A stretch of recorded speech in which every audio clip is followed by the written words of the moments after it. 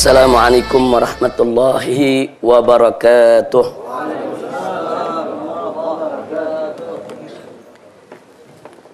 Bismillah, walhamdulillah, wala hawla wala quwwata illa billah. Ashhadu an la ilaha illallah wahdahu la syarika lah, wa ashhadu anna sayyidana Muhammadan abduhu wa rasuluh la nabiyya ba'dah. Allahumma salli wa sallim wa barik ala sayyidina wa habibina wa syafi'ina wa maulana nabiyyina Muhammadin wa ala alihi at-tahirin at-tayyibin wa ashabihi al-ghurril mayamin wa man tabi'ahum bi ihsanin ila yaumiddin. Allahumma anfa'na bima 'allamtana wa 'allimna ma yanfa'una. Allahumma zidna ilma warzuqna fahma wa atina hikmah. Allahumma barik lana fi majlisina hadha birahmatika ya arhamar rahimin. Walhamdulillahi rabbil alamin. Taqabbalallahu minna wa minkum fataqabbal ya karim. Kepada para habaib, para masyaikh, para asatidzah, kepada para orang tua kita yang sama kita cintai dan sama kita muliakan, dan kepada segenap ikhwan al-ahibba'i rahimakumullah. Pada kesempatan hari ini, insyaallah majelis kita yang mudah-mudahan senantiasa diberkahi oleh Allah Subhanahu wa taala akan menyajikan pemaparan tentang Al-Qur'anul Karim di antara hermeneutika dan tafsir. Kenapa tema ini menjadi sangat penting untuk kita pelajari di zaman sekarang ini? Karena saat ini kita banyak mendapatkan orang-orang tertentu atas nama ilmu pengetahuan dengan dalih ilmiah dan akademis banyak mengungkapkan hal-hal di tengah masyarakat yang kelihatannya ungkapan itu biasa-biasa saja, bahkan kesannya sangat ilmiah dan begitu bagus, padahal isinya banyak racun dan virus. Saya kasih contoh. Coba Anda dengarkan baik-baik apa yang akan saya ungkapkan. Andai kata ada ungkapan seperti ini. Saudara kaum muslimin, alhamdulillah kita memiliki kitab suci yang begitu mulia, begitu agung, yaitu kitab suci Al-Qur'anul Karim. Al-Qur'an adalah kitab suci yang begitu luhur, yang wajib untuk kita jadikan sebagai pedoman. Al-Qur'an merupakan teks budaya yang luar biasa. Al-Qur'anul Karim merupakan teks bahasa yang sangat indah. Al-Qur'anul Karim merupakan teks historis yang sangat dahsyat, yang karenanya kita patut bersyukur kepada Allah. Kita memiliki Al-Qur'anul Karim yang begitu mulia dan begitu agung. Jujur, saya mau tanya kepada Anda yang hadir, sepintas lalu, kalau Anda dengar ungkapan seperti tadi, ungkapan tersebut bagus tidak? Bagus. Indah tidak? Kesannya memuji Al-Quran tidak? Padahal di dalamnya ada racun dan virus, saudara. Nah, ini yang akan kita bahas pada kesempatan hari ini. Sebab bagaimana bisa kita melindungi diri dari virus kalau kita tidak kenal virusnya? Jadi kita mesti kenali mana virusnya supaya kita nanti bisa mendapatkan yaitu obat mujarab, cara yang manjur untuk bisa membentengi diri kita, memberikan imunisasi yang kuat terhadap virus-virus tadi, insya Allah. Nah, yang akan saya paparkan pada hari ini hanya sebagian kecil dari metodologi yang sering digunakan oleh orang-orang macam tadi di dalam menghancurkan akidah umat Islam. Hanya sebagian kecil. Di sana masih banyak lagi cara-cara lain yang begitu halus, begitu luar biasa yang mereka gunakan, yang kalau umat tidak waspada dan kita tidak membentengi umat, maka bukan tidak mungkin yaitu suatu saat umat Islam ini akan betul-betul tertular dengan virus yang sangat mematikan akidah. Na'udzubillah min dzalik. Nah, kita mulai saja untuk menyingkat waktu. Jadi saya minta semua betul-betul konsentrasi karena pemaparan ini sangat penting, memang agak sedikit rumit, tapi insya Allah kalau kita dengan konsentrasi yang cukup, nalar kita bisa ikut bekerja, mudah-mudahan kita bisa memahaminya. Amin ya rabbal alamin. Jadi hari ini kita akan mempelajari metodologi penafsiran Bible. Bible itu kitab yang dianggap suci oleh umat Nasrani. Bahkan orang Yahudi pun juga menyebut Taurat mereka dengan sebutan Bible.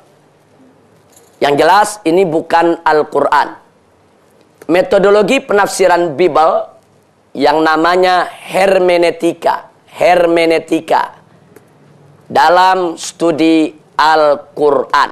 Nah, ini yang ingin kita bahas pada kesempatan yaitu hari ini. Sebelum kita mulai, kita perhatikan dulu apa yang Allah firmankan dalam surat An-Najm ayat 3 dan 4. A'udzu billahi minasyaitonir rajim. Bismillahirrahmanirrahim. Wa ma yantiqu 'anil hawa in huwa illa wahyu yuha. Sadaqallahul azim. Jadi Allah menegaskan di dalam Al-Quranul Karim, wa ma yantiqu, yakni tidaklah Rasulullah yaitu Muhammad ibnu Abdullah sallallahu alaihi wasallam yantiq, mengucapkan suatu ucapan anil hawa, bersumber dari hawa nafsunya. Tidak. Jadi Allah yang menyatakan tidak. Muhammad itu tidak mengucapkan kata-kata, menyampaikan kalimat yaitu bersumber dari hawa nafsunya. In huwa illa wahyu yuha. Melainkan apa yang beliau sampaikan adalah wahyu yang diwahyukan oleh Allah kepadanya. Jadi ini jaminan dari Allah bahwa apa yang Nabi sampaikan kepada kita daripada Al-Quranul Karim semuanya adalah wahyu Allah. Bukan buatan manusia, bukan buatan Muhammad. Baik redaksi maupun maknanya, dua-duanya datang dari Allah subhanahu wa ta'ala.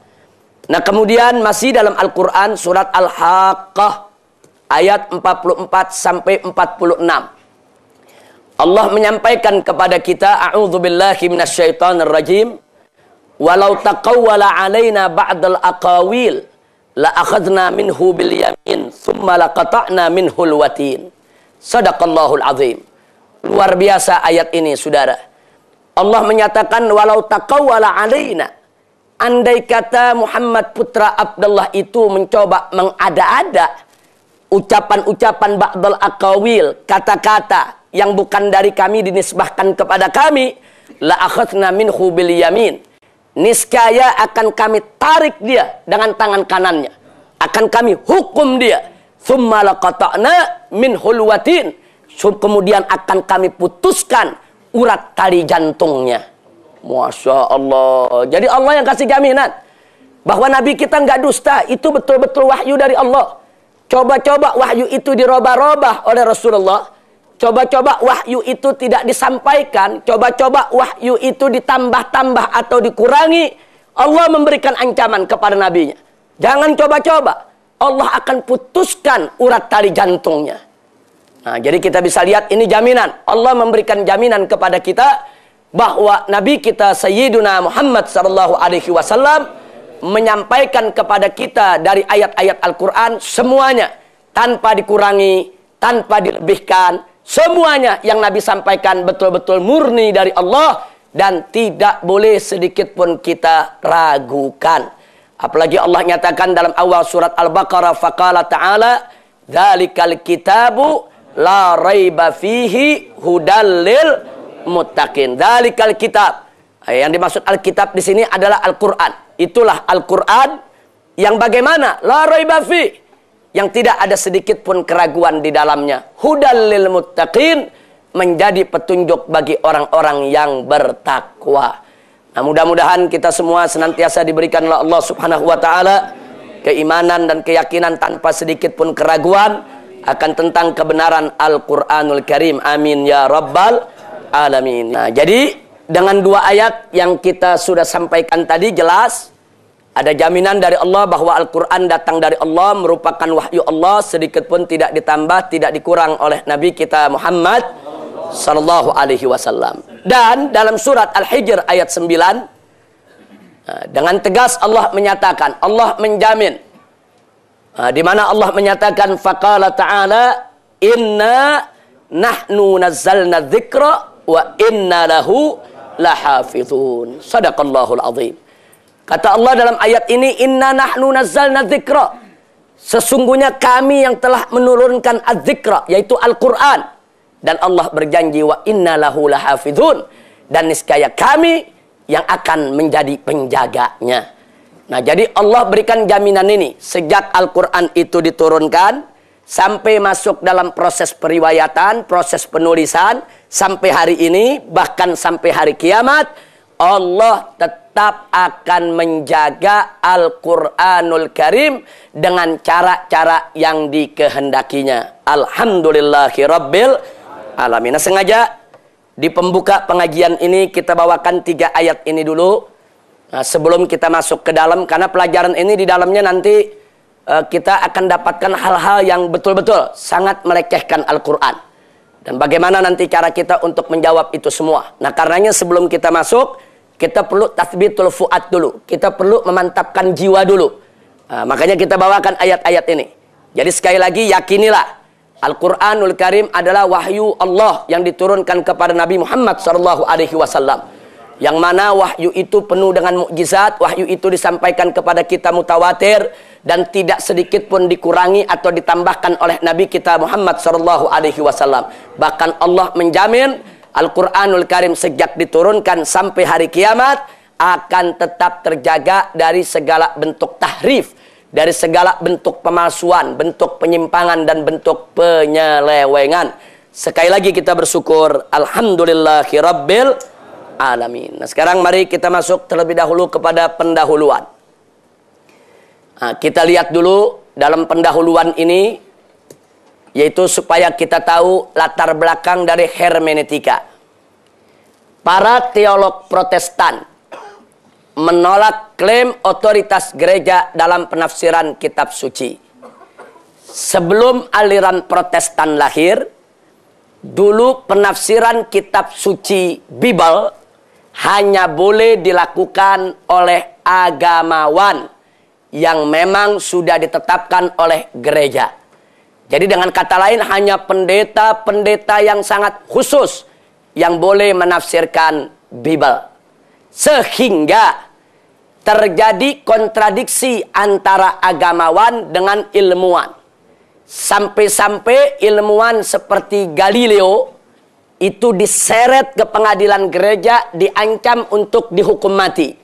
Karena mengeluarkan teori bumi bulat, kemudian bumi ini berputar pada porosnya, kemudian bumi juga mengelilingi matahari, dan seterusnya. Itu dianggap oleh gereja bertentangan dengan tafsir Bible. Akhirnya Galileo diancam akan dihukum mati, dibakar hidup-hidup. Karena takut, Galileo menarik dia punya teorinya untuk tunduk kepada gereja. Nah, peristiwa-peristiwa ini banyak terjadi. Bahkan ada ilmuwan yang tidak mau menarik dia punya teorinya, dibakar hidup-hidup oleh gereja. Nah, akhirnya terjadi pemberontakan terhadap kekuasaan gereja yang dilakukan oleh Martin Luther dari Jerman. Nah, dari sini seperti bola salju, gerakan ini disambut di berbagai daerah, yang akhirnya lahirlah ajaran Protestan. Nah, kenapa disebut protes? Karena mereka memprotes. Klaim hanya gereja yang boleh menafsirkan kitab suci. Nah, kemudian bagi Protestan, siapapun berhak menafsirkan kitab suci asal tahu bahasa dan konteks sejarahnya. Jadi bagi Protestan, nggak mesti pendeta yang menafsirkan Bible. Siapa saja boleh. Dia tahu bahasa Bible, dia ngerti konteks sejarah, dia bebas untuk menafsirkannya. Nah, dari sini akhirnya lahirlah metodologi hermeneutika sebagai upaya pembebasan tafsir Bible dari dogma. Nah, dogma itu doktrin-doktrin baku yang datang dari gereja.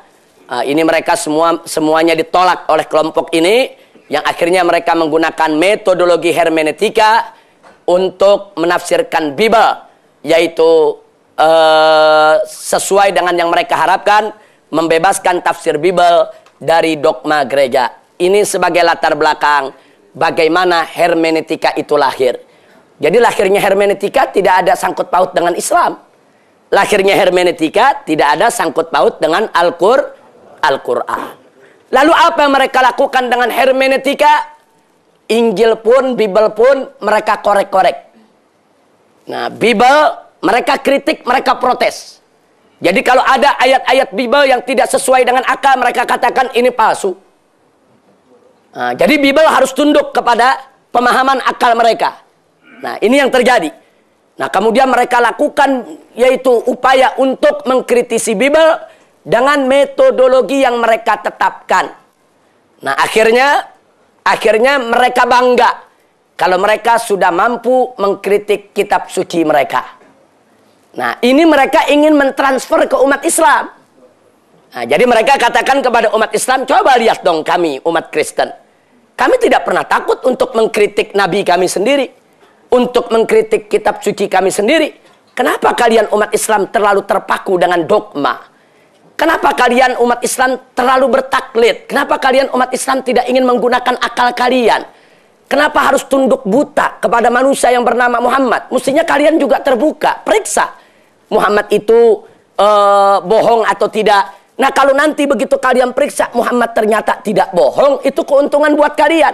Tapi kalau ternyata Muhammad bohong, kewajiban kalian untuk meluruskannya. Nah, ini yang mereka propagandakan di tengah umat Islam. Jadi mereka begitu bangga, lihat kami. Kami gunakan akal kami gunakan nalar kami, ilmu kami untuk memeriksa kitab suci kami sendiri. Nah, ini yang dilakukan oleh pakar-pakar daripada penafsiran Bible yang menggunakan hermeneutika. Nah, jadi supaya kita tahu pendahuluannya bagaimana hermeneutika lahir. Nah, sekarang mari kita lihat lagi apa yang menjadi seruan kalangan orientalis. Seorang pendeta asal Irak dan dia menjadi dosen di Birmingham University di Inggris, yaitu yang bernama Alphonse Mingana. Ini lahir tahun 1839, wafat 1932. Dia membuat seruan. Bunyi seruannya, perhatikan. Sudah tiba masanya untuk melakukan kritik teks terhadap Al-Quran, sebagaimana telah kita lakukan terhadap Bible Yahudi yang berbahasa Ibrani Aramaik dan kitab suci Kristen yang berbahasa Yunani. Perhatikan. Jadi sang pendeta ini mengatakan dengan terang-terangan di kalangan orientalis. Jadi kita kan sudah melakukan kritik terhadap Bible Yahudi, Taurat maksudnya, terhadap Bible-nya Nasrani, Injil maksudnya. Maka sudah tiba saatnya. Kini giliran kita mengkritisi Al-Quran. Jadi ini seruan datang dari kalangan orientalis sejak tahun 1839. Nah, ini bisa kita dapat dalam buku Mingana yang diterbitkan tahun 1927. Nah, di situ kita bisa lihat Syriac Influence on the Style of the Quran. Ini buku yang dibuat oleh dia ajukan seruan ini, dia ajak semua pihak, termasuk ulama kaum muslimin, agar jangan takut berpikir. Ini bahasa dia. Mereka bilang umat Islam ini takut berpikir, makanya nggak berani mengkritik Al-Quran. Umat Islam ini terbelakang di dalam menggunakan nalar, makanya tidak berani untuk menyelami daripada studi teks Al-Quran. Nah, kemudian mari kita lihat lagi, itu seruan barusan. Nah, kemudian kini ada ajakan. Nah, ajakan dari siapa? Dari tokoh Kristen Metodis dari Australia, Arthur Jeffrey. Oh, ini Jeffrey luar biasa, paling banyak mengarang kitab yang berkaitan dengan tafsir, yang berkenaan dengan Al-Quran dan yang berkenaan dengan hadis. Nah, Jeffrey ini lahir 1893, wafat 1956. Nah, dia melakukan ajakan. Perhatikan ajakannya. Apa yang kita butuhkan, bagaimanapun, adalah tafsir kritis yang mencontohi karya yang telah dilakukan oleh orientalis modern.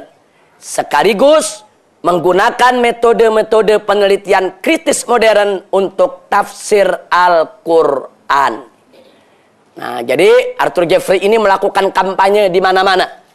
Nah, baik kepada orang Kristen maupun orang Islam, para cendekiawan, supaya membuat tafsir Al-Quran edisi kritis. Jadi harus dikritisi. Nah, ini disebutkan dalam bukunya, yaitu The Quran as Scripture. Jadi ada satu buku yang diterbitkan tahun 1952 oleh Jeffrey. Dia sebutkan persoalan ini, dan di dalam buku tersebut padat, yaitu dengan kritik terhadap Al-Quran. Nah, sekarang setelah ada seruan, ada ajakan dari orientalis, bagaimana sambutan umat Islam? Mari kita lihat ya ikhwan. Di Indonesia ada mega proyek yang dibuat kerjasama antara Sepilis dan dengan Asia Foundation. Sepilis adalah sekularisme, pluralisme, dan liberalisme. Nah, jadi kita singkat Sepilis. Mereka membuat kerjasama dengan Asia Foundation dan beberapa lembaga donasi asing lainnya di Indonesia. Untuk apa? Untuk membuat tafsir Al-Quran edisi kritis. Karena mereka anggap tafsir-tafsir yang ada saat ini sudah ketinggalan zaman semuanya. Nah, disinilah ini pernah saya ungkapkan dalam buku yang saya tulis tahun 2003. Yaitu tentang amar ma'ruf nahi munkar. Jadi sumbernya ada di sana semua. Nah, silakan bagi mereka yang ingin mengkajinya lebih dalam. Nah, inilah alasannya kenapa kelompok Sepilis kemarin mati-matian berjuang lewat Mahkamah Konstitusi untuk membatalkan undang-undang penodaan agama. Karena undang-undang penodaan agama bagi mereka merupakan penghalang dari lahirnya proyek ini. Proyek ini tidak bisa jalan kalau undang-undang penodaan agamanya tidak dibatalkan. Nah, sebab kalau proyek ini mereka teruskan, kemudian mereka terbitkan tafsir Al-Quran edisi kritis, maka itu akan divonis oleh umat Islam sebagai penodaan agama. Nah, maka proyek ini akan berhadapan dengan hukum. Makanya kemarin mereka mati-matian, batalkan dulu itu undang-undang. Nah, kalau undang-undang sudah batal, mereka bisa terbitkan ini. Tapi alhamdulillah, ternyata putusan Mahkamah Konstitusi menolak gugatan mereka dan tidak membatalkan undang-undang penodaan agama. Alhamdulillahirabbil alamin. Nah, tapi bukan berarti perjuangan telah selesai. Belum, mereka nggak bakal berhenti. Mereka akan pakai berbagai macam cara untuk menuntaskan daripada rencana mereka dan mensukseskan daripada proyek mereka. Nah, ini yang perlu kita ketahui. Nah, sekarang pertanyaannya, bagaimana sih maksudnya menafsirkan Al-Quran dengan hermeneutika? Apa sih itu hermeneutika?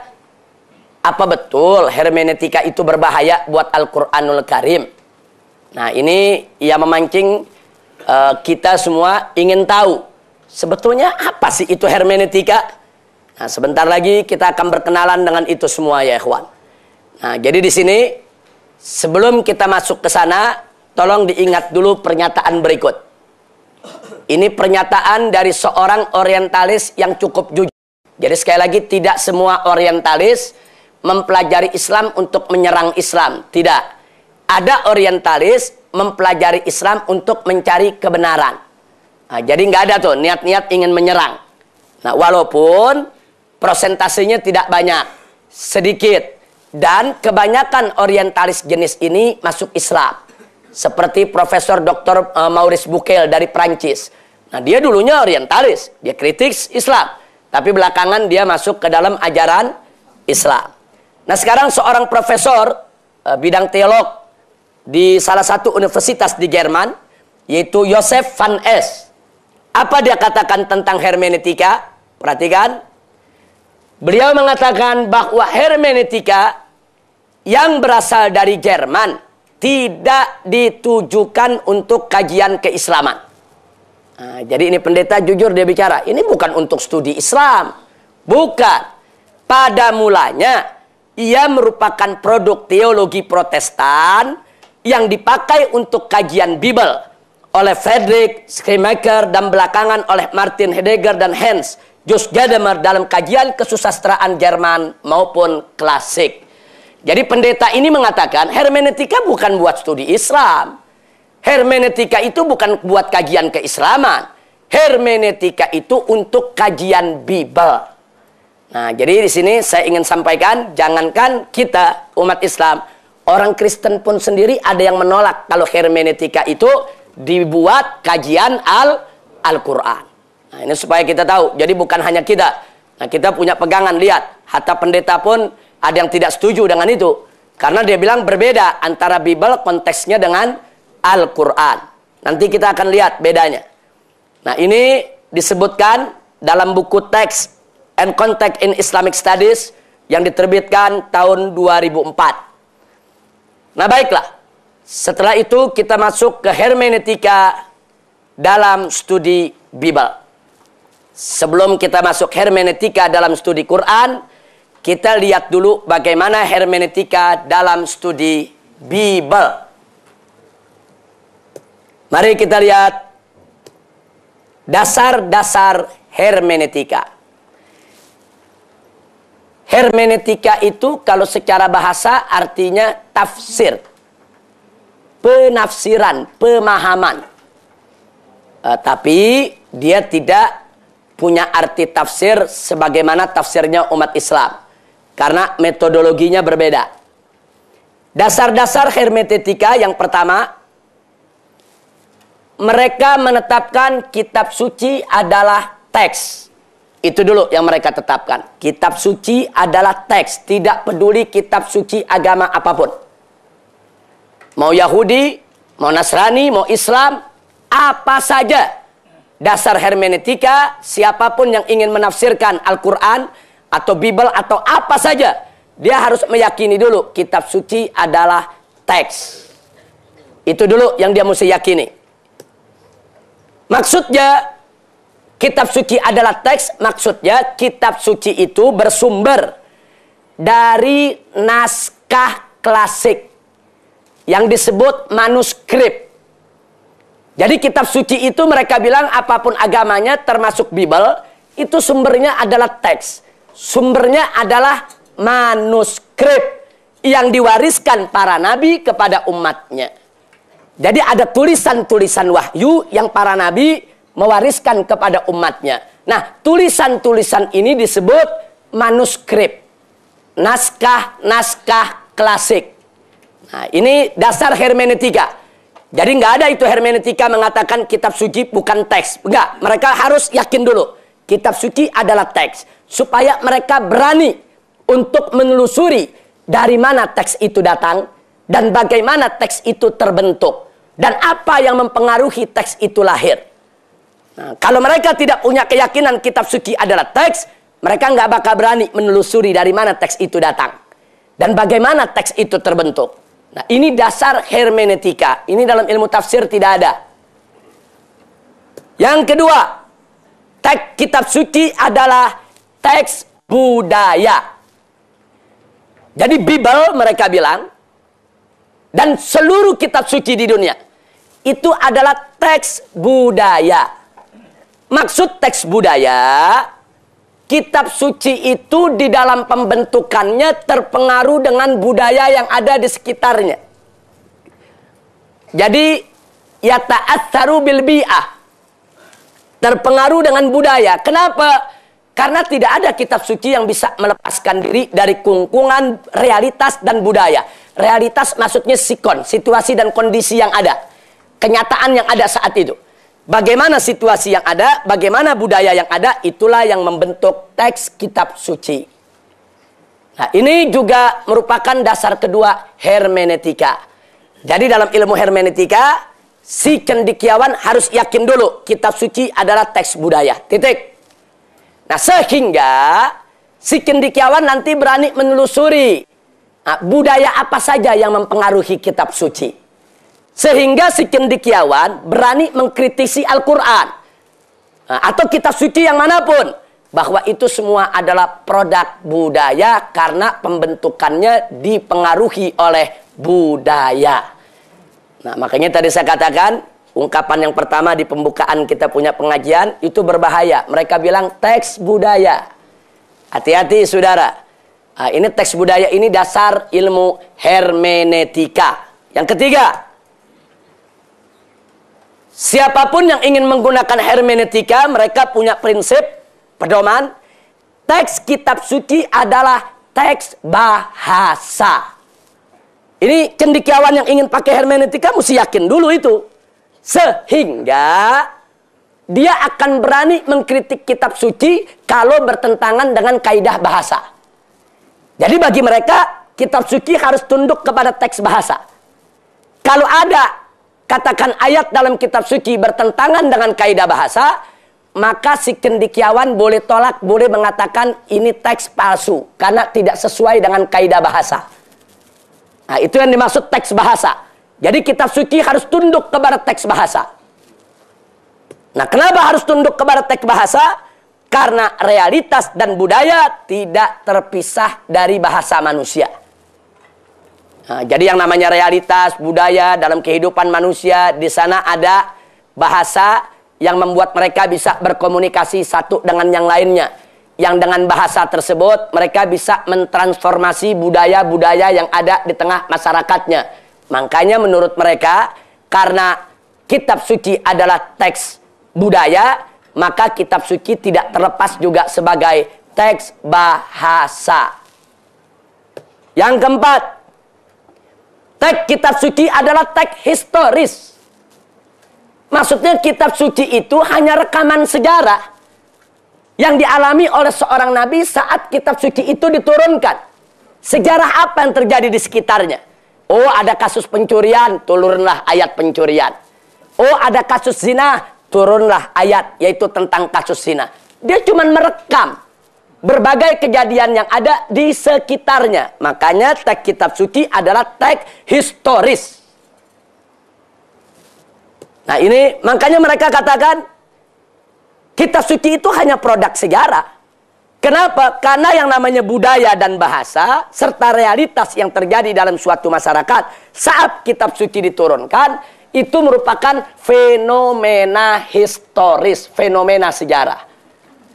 Berarti kitab suci lahir dari sejarah. Nah, ini bagaimana cara mereka mengkritik Bible seperti ini, saudara. Ini hermeneutika dalam studi Bible. Jadi Bible mereka perlakukan begini. Kata mereka Bible itu cuma teks. Bible itu teks budaya, Bible itu teks bahasa, Bible itu teks historis, kata mereka. Kenapa? Karena memang Bible itu hanya sebuah manuskrip yang mana tidak terlepas daripada pengaruh budaya, bahasa, dan sejarah yang membentuknya. Nah, yang terakhir, yang kelima, dasarnya, kalau kitab suci sudah merupakan teks, dia merupakan teks budaya, bahasa, dan historis, maka pasti teks kitab suci adalah teks manusiawi. Maksudnya teks manusiawi, teks yang dibuat oleh manusia. Nah, bukan dibuat oleh Tuhan. Kenapa? Karena dia terpengaruh dengan budaya. Kalau Tuhan tidak terpengaruh dengan budaya. Karena dia terpengaruh dengan bahasa. Kalau Tuhan tidak terpengaruh dengan bahasa. Karena dia terpengaruh dengan sejarah. Kitab suci tidak terpengaruh dengan Tuhan, tidak terpengaruh dengan sejarah. Tidak. Nah, karena Tuhan tidak terpengaruh dengan budaya, tidak terpengaruh dengan bahasa, tidak terpengaruh dengan historis, maka kitab suci bukan dari Tuhan. Maksudnya Bible bukan dari Tuhan, tapi dia datang dari sesuatu yang bisa terpengaruh oleh budaya, bahasa, dan historis. Siapa? Manusia. Nah, maka itu mereka mengatakan semua kitab suci adalah teks manusiawi. Dengan kata lain, produk manusia, buatan manusia. Jadi orang-orang Kristen pun, khususnya dari Protestan yang sudah mempelajari hermeneutika, ini keyakinan mereka. Makanya mereka bangga. Mereka bilang, lihat dong kita, kitab suci aja kita kritik. Kok umat Islam gak berani mengkritik kitab sucinya? Nah banyak cendekiawan-cendekiawan kita yang terpengaruh, ditantangin untuk pinter, takut dibilang gak pinter. Nah akhirnya sok pinter ikut mengkritik Al-Quran. Na'udzubillah min dzalik. Nah inilah dasar-dasar hermeneutika. Jadi orang kalau belajar hermeneutika, dia mesti yakin dulu kitab suci adalah teks budaya, bahasa, historis, dan dia tidak lepas dari campur tangan manusia. Titik. Nah, sekarang saya mau tanya yang hadir, ini kalau dibawa ke tafsir Al-Quran bahaya tidak? Berarti Al-Quran harus kita yakini sebagai teks. Sebagai teks budaya, teks bahasa, teks historis, dan Al-Quran adalah buatan manusia. Ini bahaya, saudara. Sejarah itu harus dikaji. Sebuah kitab suci, bagaimana teks itu lahir, dan apakah itu asli atau tidak, harus dikaji. Ini namanya kritik historis. Yang kedua, kritik teks. Teks yang tertulis dalam kitab suci, di manuskrip kuno, naskah-naskah kuno yang ditinggalkan, pelajari. Apakah teks-teks tersebut sudah sesuai dengan bahasa yang berlaku di zaman itu? Apa sudah tunduk kepada kaidah-kaidah, yaitu daripada tata bahasa yang ada? Nah, ini harus dikritik. Kalau tidak tunduk, kenapa? Nah, itu mereka anggap ada indikasi penyimpangan dan penyelewengan.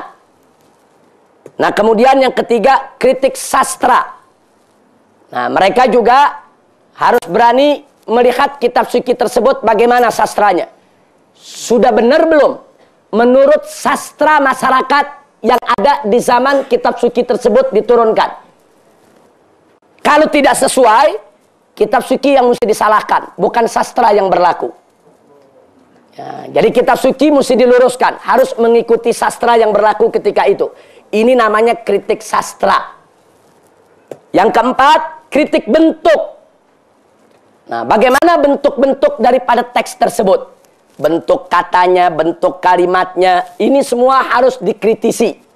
Dan harus disesuaikan dengan bentuk-bentuk yang berlaku di zaman kitab suci itu diturunkan, kalau ingin mengetahui kitab suci itu asli atau tidak. Yang kelima, kritik redaksi, yaitu penelitian tentang mana yang asli dan tambahan dalam sebuah teks.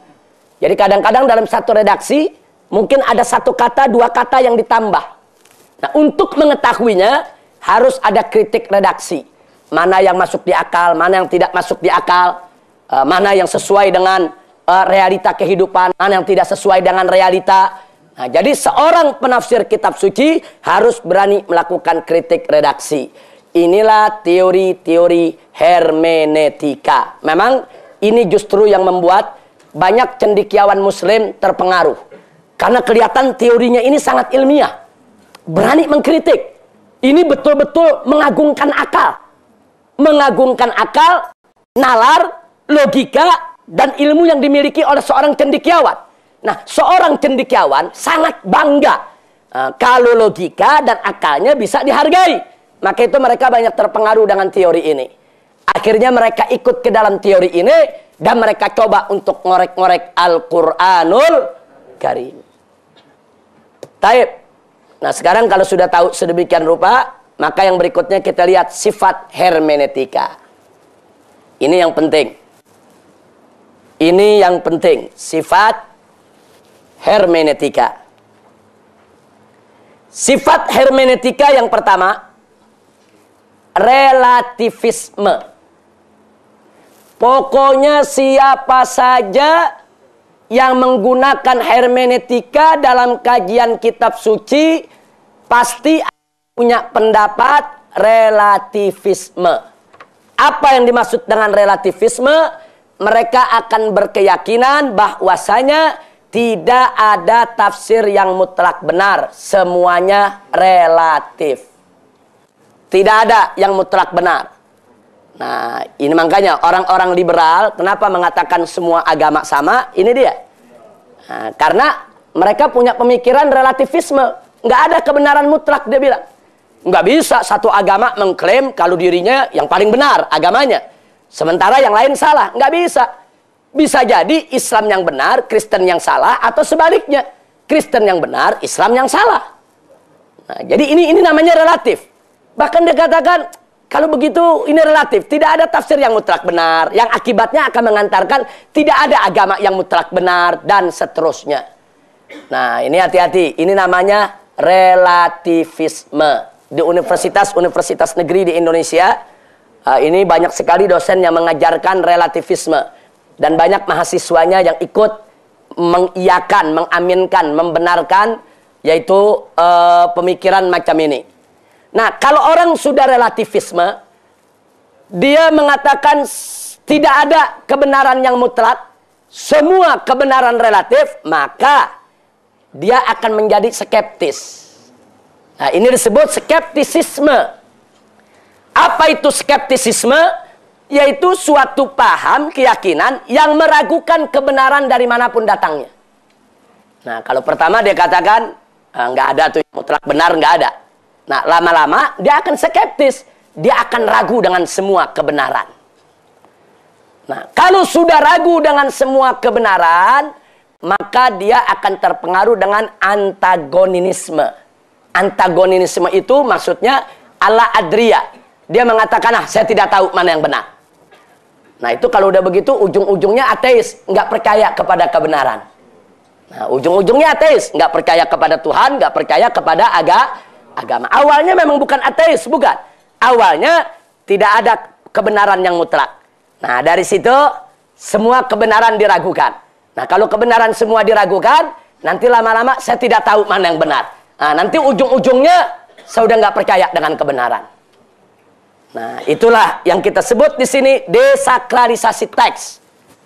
Nah, kalau sudah dia bersikap relativisme yang mengantarkan kepada skeptisisme, yang kemudian nanti bersikap antagonis, bahkan bersikap ateis, maka sikapnya terhadap kitab suci desakralisasi teks. Yang maksudnya desakralisasi teks, bahwa semua kitab suci tidak ada yang sakral. Tidak ada yang suci karena semuanya buatan manusia. Oh, ini berbahaya dan ini sudah kita buktikan. Bagaimana Sumanto Qurtubi dalam bukunya yang berjudul Lubang Hitam Agama, ini dia katakan bahwa kitab suci Al-Quran tidak sakral, tidak suci. Tidak. Kitab suci Al-Quran itu dia bilang itu merupakan konspirasi antara Jibril dan Muhammad dan masyarakat Quraisy. Nah, jadi coba lihat, kenapa bisa lahir pendapat macam itu? Ini tadi. Karena memang dia sudah meyakini relativisme, skeptisisme, yang akhirnya mengantarkan kepada desakralisasi teks. Yang keempat, kalau sudah dia punya keyakinan teks itu tidak ada yang sakral, tidak ada yang suci, maka tidak perlu tabu menafsirkan kitab suci. Nggak ada ketabuhan, nggak ada larangan. Orang nggak suci, nggak sakral kok. Kalau nggak sakral, siapa aja boleh menafsirkan. Siapa aja boleh ngomong, siapa aja boleh bicara. Kalau itu sakral, baru nggak boleh. Nah, jadi untuk mengundang agar semua orang bisa seenaknya menafsirkan Al-Quran, saudara, mereka melakukan desakralisasi teks. Mereka melakukan upaya bahwa teks Al-Quran tidak suci. Ini sifat hermeneutika. Makanya Anda boleh perhatikan, siapapun profesor, doktor yang mengaku beragama Islam, kalau sudah bicara hermeneutika, pasti ragu akan kebenaran. Pasti mengklaim semua agama sama dan benar. Pasti begitu bangga dengan pluralisme, inklusivisme, dan lain sebagainya. Na'udzubillah min dalik. Jadi yang keempat itu, siapa saja berhak menafsirkan teks kitab suci. Yang kelima, Kalau sudah begini, akan terjadi siklus hermeneutis. Nah, ini siklus hermeneutis, ini penyakitnya hermeneutika. Apa maksudnya? Maksudnya makna senantiasa berubah. Jadi kitab suci itu harus ikut zaman dong. Jadi kitab suci itu harus ikut zaman. Makanya di sini kita tuliskan non statis, dia tidak tetap. Jadi kalau zamannya maju, ya tafsirnya mesti maju. Lebih maju lagi, ya tafsirnya mesti lebih maju lagi. Nah, makanya mereka katakan ini ada siklus hermeneutis. Nah, jadi kalau tafsir yang tahun 60-an itu buat yang tahun 60. Nah, ini kan kita tahun 2010. Mesti ada tafsir yang tahun 2010. Nah, ini penyakit hermeneutika. Kita sebut siklus hermeneutis. Na'udzubillah min dzalik. Nah, itulah hermeneutika dalam studi Bible. Nah, sekarang kita bawa hermeneutika dalam studi Al-Quran. Nah, jadi supaya kita tahu bahayanya di mana. Bagaimana cara kita menjawabnya? Insya Allah. Hermeneutika dalam studi Al-Quran, kita lihat dulu dari sisi istilah dan sejarah. Secara istilah, hermeneutika itu berasal dari bahasa Yunani dan artinya adalah pemahaman suatu teks. Sedangkan berdasarkan sejarah, pada mulanya untuk studi Bible. Baru belakangan digunakan untuk studi Al-Quran. Nah, waktu studi Bible itu terjadi pada saat terjadi reformasi gereja. Nah, reformasi gereja. Sedangkan studi Al-Quran dengan hermeneutika itu berkembang abad 19, yaitu tahun 1800-an. Baru mulai muncul hermeneutika dalam studi Al-Quran. Nah, reformasi gereja itu ditandai dengan gerakan Martin Luther. Yang lahir tahun 1483, wafat 1546. Nah, sedangkan hermeneutika dalam studi Al-Quran, itu yang pertama memulainya adalah Abraham Geiger. Ini tahun 1810 lahir, wafat 1874. Inilah pendeta yang pertama kali membawa hermeneutika dalam studi Al-Quran. Nah, setelah itu muncullah mereka yang mencoba mengaplikasikan hermeneutika dalam studi Al-Quran. Antara lain, yang tadi sudah kita sebut, Abraham Geiger. Dia itu melakukan kajian Al-Quran dari konteks ajaran Yahudi. Yang kedua, Gustav Weil. Ini dia melakukan kajian Al-Quran secara kronologis. Kemudian muncul lagi Theodor Noldek. Ini melakukan kajian kritis asal-muasal Al-Quran. Dan belakangan Jeffrey yang tadi kita sebutkan. Nah, inilah yang menawarkan tafsir Al-Quran edisi kritis. Ini dari Australia. Ini dari Gereja Metodis Australia. Nah, jadi kita lihat kapan hermeneutika itu mulai masuk dalam studi Al-Quran.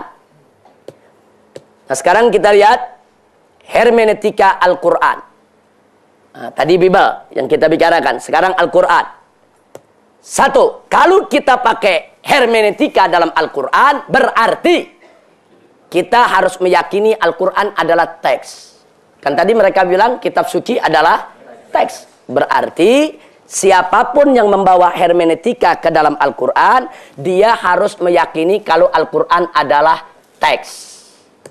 Dengan kata lain, Al-Quran itu adalah dokumen tertulis, naskah klasik, atau disebut manuskrip yang diwariskan Muhammad kepada umatnya. Cuma teks yang diwariskan. Nah, teks itu mesti diteliti. Tulisannya benar apa enggak, redaksinya bagaimana, sastranya bagaimana, bahasanya bagaimana. Nah, ini siapapun yang ingin membawa hermeneutika dalam Al-Quran. Kedua, teks Al-Quran adalah teks budaya. Artinya Al-Quran itu produk budaya, lahir dari budaya. Al-Quran itu terpengaruh budaya, kata mereka. Tiga, teks Al-Quran adalah teks bahasa. Artinya Al-Quran itu tunduk kepada kaidah tata bahasa Arab yang berlaku saat Al-Quran itu diturunkan. Dia lahir daripada bahasa Arab. Sedangkan yang keempat, teks Al-Quran adalah teks historis. Dengan kata lain, Al-Quran itu hanya rekaman sejarah abad ke-7 Masehi. Apa yang terjadi di sekitar Nabi, itu direkam oleh Al-Quran, diinformasikan. Dia hanya teks sejarah dan lahir daripada sejarah. Yang pada akhirnya, hermeneutika Al-Quran akan mengantarkan kepada kesimpulan bahwa teks Al-Quran adalah teks manusiawi, bukan teks ilahi. Bahwa teks Al-Quran adalah buatan manusia. Nah, sekarang saya mau tanya, berarti kalau hermeneutika dibawa ke Al-Quran, berbahaya tidak buat? Bahaya, saudara. Oh, dahsyat ini bahayanya. Nah, tapi supaya lebih jelas bahayanya, saya rincikan satu-satu. Mari kita lihat. Supaya lebih jelas. Kalau barusan terlalu singkat, hermeneutika Al-Quran. Kita mulai apa kata mereka. Siapa yang saya maksud mereka di sini? Orientalis dan sepilis. Sepilis kan muridnya orientalis. Apa kata mereka tentang hermeneutika Al-Quran? Mari kita lihat. Satu, mereka katakan Al-Quran adalah teks. Maksudnya, dokumen tertulis, manuskrip yang diwariskan Muhammad kepada umatnya. Inilah uraian yang mereka sampaikan. Al-Quran sebagai sebuah teks perlu diteliti otentisitasnya. Otentisitasnya maksudnya keotentikannya, keasliannya, kebenarannya. Dengan penerapan metode-metode filologi. Metode filologi adalah metode untuk menyelidiki keaslian suatu manuskrip, suatu naskah kuno. Jadi kalau ada naskah-naskah kuno, prasasti-prasasti, mau diselidiki dari zaman kerajaan apa, tahun berapa, bagaimana, itu ada metode. Metode itu disebut filologi. Nah, filologi ini yang tadi kita sebut historical criticism, yaitu kritik histori, kritik sejarah. Kemudian textual criticism, ini maksudnya kritik teks. Kemudian literary criticism, ini maksudnya kritik sastra. Form criticism, ini maksudnya kritik bentuk. Kemudian redaction criticism, ini maksudnya kritik redaksi, yang tadi sudah kita bahas. Jadi Al-Quran sebagai sebuah teks, kata mereka, perlu diteliti otentisitasnya dengan penerapan metode-metode filologi. Kenapa? Karena metode-metode tersebut merupakan metode penelitian modern yang telah sukses diterapkan dalam studi kritis Bible. Dan telah diakui oleh banyak kalangan peneliti dan cendekiawan dari Yahudi, Kristen maupun Islam. Jadi dengan kata lain, kalau Anda mau modern, pakai dong ini teori modern. Kalau Anda nggak pakai teori ini, berarti Anda ketinggalan zaman, Anda terbelakang, Anda tidak modern. Nah, kenapa Anda harus melarikan diri dari teori yang modern? Anda takut ketahuan Al-Quran itu bohong. Anda takut ketahuan Al-Quran itu buatan Muhammad. Anda takut ketahuan kalau Al-Quran itu bukan kitab suci.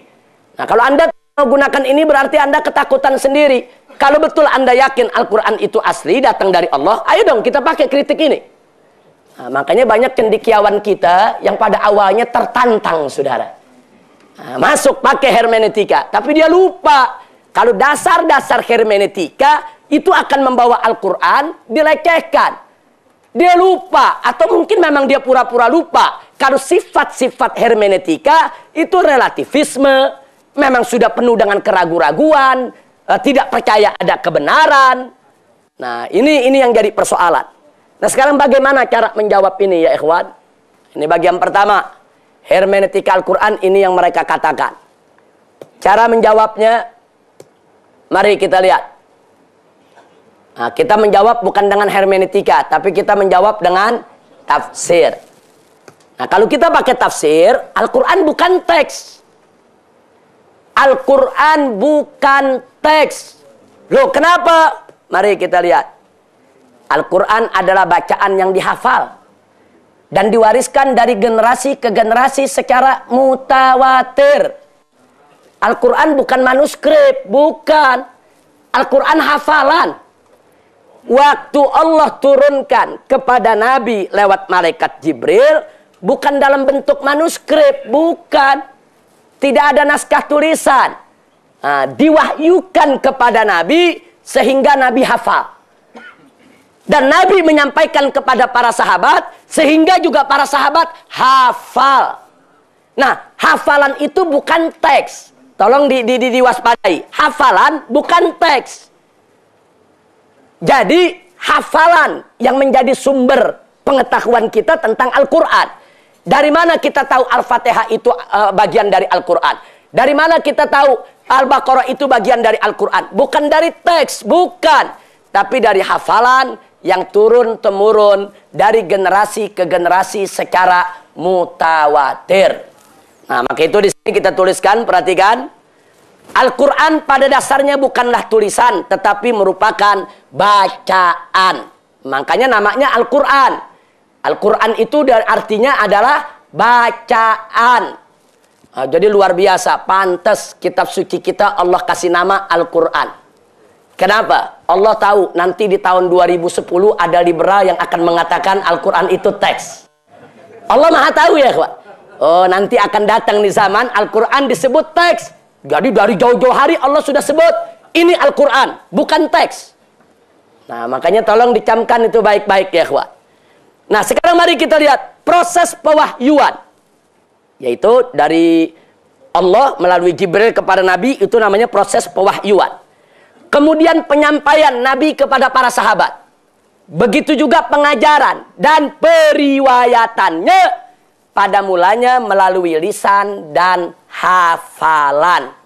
Dari generasi ke generasi secara mutawatir. Sehingga proses transmisi ini, perpindahan ini, menjamin keutuhan Al-Quran sebagai wahyu suci. Sedang tulisan hanya sebagai penunjang. Karena penulisan Al-Quran bersandar kepada hafalan. Bukan hafalan bersandar kepada tulisan. Kalau sekarang nih kita ngapalin bersandar kepada tulisan. Kita. Tapi dulu Al-Quran ditulis berdasarkan hafalan. Jangan lupa, di zaman Sayyidina Abu Bakar Siddiq, zaman para sahabat, Al-Quran itu ditulis berdasarkan hafalan, bukan berdasarkan manuskrip.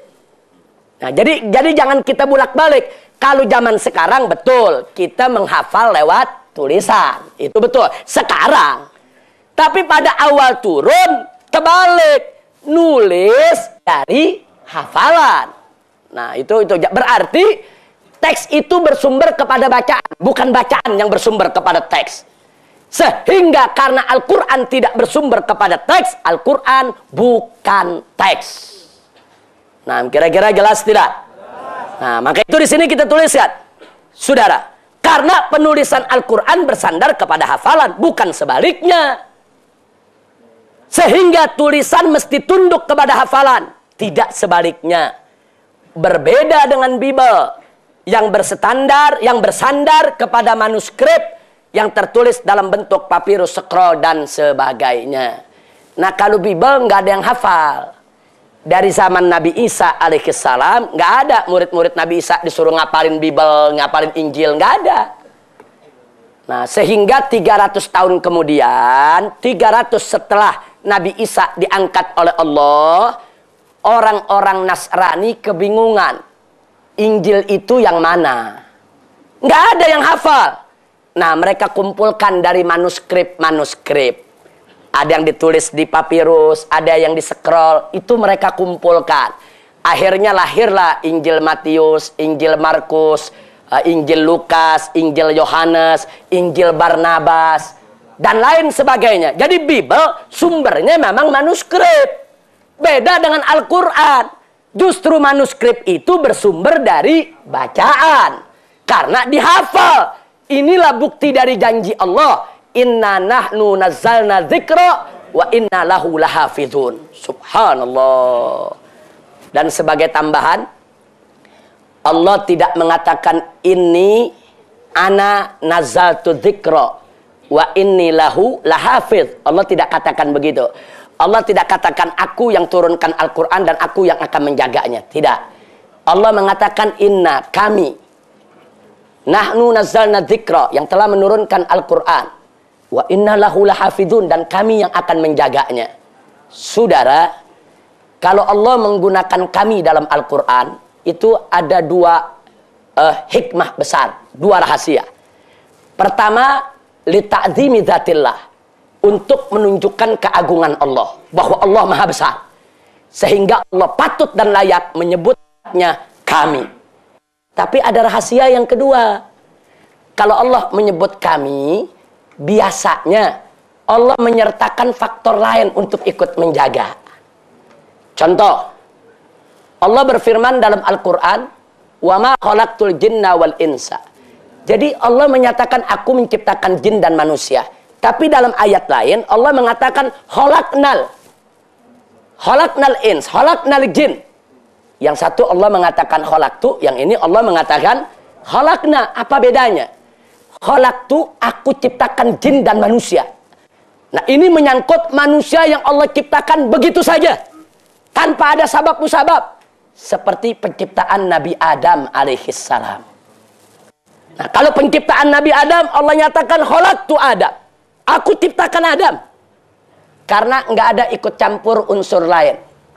Tapi kalau menciptakan manusia yang lain, khalaqnal insan, kami ciptakan manusia. Kenapa? Karena ada proses campur tangan ibu bapaknya, ada perkawinannya, ada bertemu sperma dengan sel telurnya. Jadi ada campur tangan lain. Ini isyarat dari Allah. Artinya aku ciptakan lewat proses. Proses perkawinan, proses persenggamaan, proses pembuahan sel telur dengan nutfah. Akhirnya jadilah manusia. Nah, di sini ayat yang tadi, inna nahnu nazzalna dzikra. Kami yang akan menjaga Al-Quran. Allah menyatakan kami yang telah menurunkan Al-Quran dan kami yang akan menjaga Al-Quran. Artinya di dalam menjaga Al-Quran Allah maha mampu untuk menjaga sendiri, saudara. Tapi Allah menciptakan sunnahnya. Dengan cara apa menjaga Al-Quran? Dengan cara mengizinkan banyak hamba-hambanya diberikan karunia hafal Al-Quran. Subhanallah. Kita jangan cerita di negara Arab, di Indonesia saja ada ratusan ribu yang hafal Quran.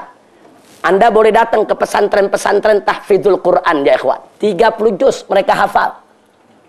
Coba kita lihat, kita kalau ngelihat Al-Quran saudara, yang belum pernah ngapalin, begitu lihat, ya Allah gimana ngapalnya nih. 30 juz, kadang-kadang satu ayat setengah mati saudara.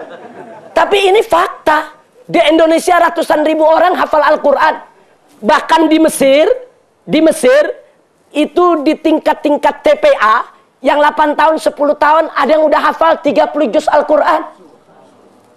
Coba kita lihat saudara, ini karunia dari Allah. Allah yang memberikan karunia. Untuk apa Allah berikan karunia itu? Untuk menjaga kitab sucinya. Jadi dari zaman Nabi sampai hari ini Al-Quran dijaga bukan dengan tulisan, tapi Al-Quran dijaga dengan bacaan dan hafalan. Makanya saudara, kalau ada yang nggak sengaja aja cetak Al-Quran salah, ada penerbit nyetak Al-Quran salah, itu biasanya nggak sampai seminggu ketahuan saudara. Ketahuan begitu ada yang baca, kayaknya bacaannya lain, kayaknya harokatnya beda nih. Kenapa? Karena dia hafal, dia sering baca. Begitu dirujuk ke yang mushaf cetakan lain, ternyata ketemu memang salah cetak saudara. Itu yang salah cetak aja satu baris bisa ketahuan, bagaimana yang mau masukin? Kebongkar. Makanya sampai detik ini tidak ada satupun musuh Islam yang mampu memalsukan Al-Quran. Bukan mereka tidak berusaha, mereka berusaha. Sudah mereka lakukan. Israel pernah mencetak 1 juta eksemplar Al-Quran yang sudah dipalsukan, saudara. Dia palsukan cuma beberapa harokat, beberapa kata, tidak banyak, terbongkar. Nah, makanya ini janji Allah, inna nahnu nazzalna dzikra wa inna lahu lahafidun. Jadi Allah memakai inna di sini li ta'zimi dzatillah, untuk menunjukkan keagungan zatnya. Tapi pada saat yang sama untuk Allah memberikan isyarat. Bagaimana cara Allah yaitu menjaga Al-Quran dengan melibatkan hamba-hambanya yang soleh, hamba-hambanya yang beriman, hamba-hambanya yang hafidh, hamba-hambanya yang qari, sehingga Al-Quran tidak bisa dipalsukan oleh siapapun. Alhamdulillahirabbil alamin. Nah, ini jawabannya. Jadi jelas, Al-Quran bukan teks budaya, bukan. Al-Quran bukan manuskrip. Kalau ada mengatakan, tapi dulu sahabat banyak yang nulis tuh di pelepah korma, ada yang nulis di kulit, itu kan manuskrip. Betul, tapi bukan itu sumber Al-Quran. Itu nulis apa yang ada di hafalan. Berarti sumbernya di mana? Hafalan. Nah, karena sumbernya hafalan, nggak bisa dilakukan kritik teks, karena dia bukan teks. Filologi itu adalah metode yang digunakan untuk mengkritik teks yang ada di manuskrip. Karena Al-Quran bukan teks manuskrip, nggak bisa filologi dilakukan terhadap Al-Quranul Karim. Alhamdulillah. Nah, ini yang mesti kita pahami. Nah, ini kadang-kadang banyak yang salah paham. Nah, dia pikir Al-Quran ini manuskrip, jadi boleh dilakukan metode filologi. Kritik teks, kritik redaksi, kritik sastra, kritik sejarah. Nggak bisa. Kalau Al-Quran itu manuskrip, ya betul, bisa dilakukan metode filologi. Tapi Al-Quran bacaan yang dihafal. Dan qiraatnya juga mutawatirah. Dari Nabi sampai ke kita. Alhamdulillahirabbil alamin. Sekarang yang kedua. Tadi mereka katakan hermeneutika Al-Quran, teks Al-Quran adalah teks budaya. Tadi kan begitu mereka bilang. Nah, apa sih sebetulnya mereka maksud? Perhatikan. Ini ucapan mereka. Sejak awal Al-Quran diturunkan kepada Muhammad hingga wafatnya, kurang lebih 23 tahun. Al-Quran berinteraksi dengan merespon dan mengakomodir realitas, itu situasi, kondisi, kenyataan, dan budaya masyarakat Arab. Sehingga Al-Quran tidak bisa melepaskan diri dari kungkungan realitas dan budaya yang ada di masa itu. Karenanya Al-Quran adalah teks yang dilahirkan realitas dan diproduksi oleh budaya. Perhatikan, ini ungkapan mereka kelihatannya ilmiah, akademis. Yang begini yang masuk ke kampus-kampus, saudara. Nah, sekarang bagaimana cara kita menjawab ini? Nah, cara jawabnya perhatikan. Kita jawab dengan tafsir. Kita nggak menggunakan istilah hermeneutika. Al-Quran bukan teks budaya. Al-Quran saat diturunkan justru menentang dan ditentang oleh budaya Arab. Mari kita lihat selanjutnya, nanti kita jelaskan. Masyarakat Arab jahiliyah memandang Al-Quran saat diturunkan sebagai sesuatu yang aneh dan asing karena bertentangan dengan realitas dan budaya mereka. Bagaimana nggak dianggap aneh? Mereka sudah biasa mengubur hidup-hidup anak-anak perempuan mereka sebagai satu budaya yang bagus. Al-Quran bilang budaya jelek. Mereka sudah biasa judi, Al-Quran datang mengharamkan judi. Mereka sudah biasa khamar, Al-Quran datang mengharamkan khamar. Mereka lihat Al-Quran aneh, bertentangan dengan realitas dan budaya. Sampai-sampai Rasulullah dikatakan sahirun majnun. Ini orang sudah gila. Masa budaya yang sudah berurat berakar selama berabad-abad mau dilawan? Nah, ini saja sudah cukup bukti buat kita. Orang Arab sendiri, masyarakat jahiliyah, nggak pernah mengatakan Al-Quran itu produk budaya mereka. Enggak. Justru mereka mengatakan ini Al-Quran aneh, bertentangan dengan budaya kita. Andai kata Al-Quran itu teks budaya, yang lahir dari budaya masyarakat Arab, mestinya Al-Quran menghalalkan judi, menghalalkan khamar, tidak melarang wa'dul banat. Tidak melarang ngubur hidup-hidup anak perempuan. Karena itu budaya. Tapi kenyataannya Al-Quran melawan itu budaya. Nah, itu yang nggak boleh kita lupa. Bahkan Al-Quran menawarkan budaya yang baru. Budaya yang penuh dengan akhlak. Budaya yang menghargai hak asasi manusia. Budaya yang mengangkat harkat martabat manusia. Al-Quran tawarkan budaya baru. Ini yang kita sebut budaya Islam. Akhirnya budaya jahiliyah hilang, lenyap. Budaya yang dibawa oleh Al-Quran itu yang hidup sampai hari ini, saudara. Jadi, bukan Al-Quran lahir dari budaya, justru budaya lahir dari Al-Quran. Jadi jangan dibulak-balik. Enggak betul. Kalau Al-Quran dikatakan teks budaya, berarti Al-Quran anaknya budaya. Enggak betul. Justru Al-Quran menciptakan budaya baru. Mengadakan budaya baru, menawarkan budaya baru. Nah, budaya yang mengangkat harkat martabat manusia. Jadi Al-Quran bukan teks budaya. Bukan. Nah, Al-Quran tidak lahir dari budaya. Bahkan justru budaya baru yang mulia dan agung itulah yang lahir dari ajaran Al-Quran. Kira-kira jelas tidak? Nah, kalau tadi mungkin jawabnya masih agak bingung. Sekarang mulai jelas dikit-dikit insya Allah. Nah, saudara. Nah, sekarang yang ketiga. Mari kita lihat. Tadi mereka bilang dalam hermeneutika Al-Quran, teks Al-Quran adalah teks bahasa atau produk bahasa, lahir dari bahasa. Nah, ini yang mereka ucapkan. Perhatikan. Bahasa Arab adalah bahasa manusia, bukan bahasa Tuhan. Tuhan tidak punya bahasa, Tuhan yang menciptakan bahasa, kata dia. Jadi bahasa Arab adalah bahasa manusia, bukan bahasa Tuhan.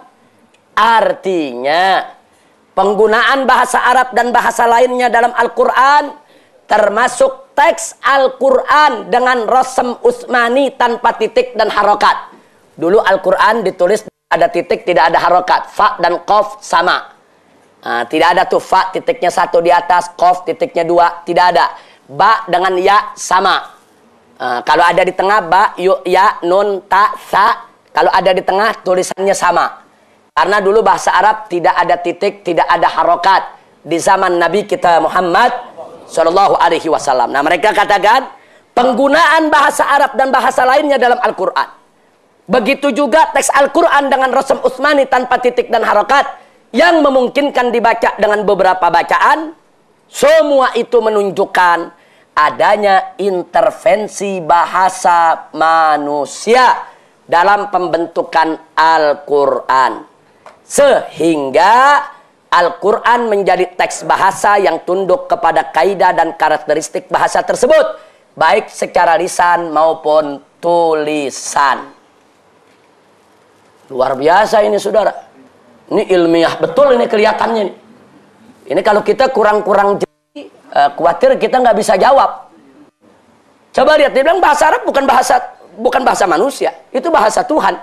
Mereka bilang kalau Tuhan bicara dengan bahasanya, manusia nggak ngerti. Nah, Allah menurunkan Al-Quran kepada Nabi, itu dengan bahasa Tuhan. Muhammad yang menerjemahkannya ke dalam bahasa Arab. Ini tujuannya ke sana. Ini tujuannya ke sana. Jadi Al-Quran itu sudah diterjemahkan oleh Muhammad. Jadi yang ada sekarang ini bukan Al-Quran, terjemahan Al-Quran. Karena Allah itu kan bukan orang Arab. Bukan manusia. Bahasa Arab bukan bahasa Tuhan. Bahasa itu kan ciptaan Tuhan. Mana ada bahasa Arab bahasa Tuhan? Bahasa Tuhan bahasa sendiri yang kita tidak tahu, kata dia. Nah, tapi Muhammad diberikan kebisaan untuk memahami bahasa Tuhan. Nah, setelah itu karena manusia nggak ngerti, Muhammad menerjemahkannya ke dalam bahasa manusia, yaitu bahasa Arab. Luar biasa. Ini saya mau tanya, ini racun bukan ini? Oh, ini racun matikan ini. Ini racun, oh dahsyat ini, saudara. Nah, maka itu ini jawabannya agak panjang dan agak rinci. Nanti saya bacakan dan saya jelaskan. Kita lihat bagaimana cara jawabnya, saudara. Kita jawab dengan tafsir Al-Quran. Yang pertama kita katakan dengan tegas, Al-Quran bukan teks bahasa, titik. Kenapa? Al-Quran justru menjadi rujukan utama dalam bahasa Arab yang fasih. Bagaimana itu bisa terjadi? Perhatikan, saudara. Jika Al-Quran merupakan teks bahasa, jika, na'udzubillah min jika. Nah, ini kan kita mengandai-andaikan Al-Quran teks bahasa. Waliyadzubillah min dzalik. Jika Al-Quran merupakan teks bahasa, mestinya Al-Quran tunduk kepada kaidah dan karakteristik bahasa Arab. Mestinya Al-Quran tidak menggunakan lafaz atau kata yang tidak dikenal masyarakat Arab saat itu. Mestinya semua kata yang ada dalam Al-Quran adalah lafaz yang orang Arab saat itu paham. Nah, itu kalau tunduk kepada bahasa Arab. Kenyataannya Al-Quran merubah kaidah dan karakteristik bahasanya seperti makna karomah dan ikhwah. Ini yang pertama dulu, sebelum saya lanjutkan. Saudara, orang Arab jahiliyah kalau dengar karomah, itu yang mereka paham adalah kemuliaan seseorang karena banyak istri, banyak anak, banyak harta, tinggi kedudukan. Itu karomah. Tanya orang Arab yang mana saja di zaman jahiliyah, kalau sudah bicara karomah, banyak anak, banyak istri, banyak harta, kedudukannya dihormati. Dan ini tertuang dalam syair-syair Arab klasik. Datang Al-Quran, dirubah itu makna oleh Al-Quran. Al-Quran menyatakan, inna akramakum indallahi atqakum.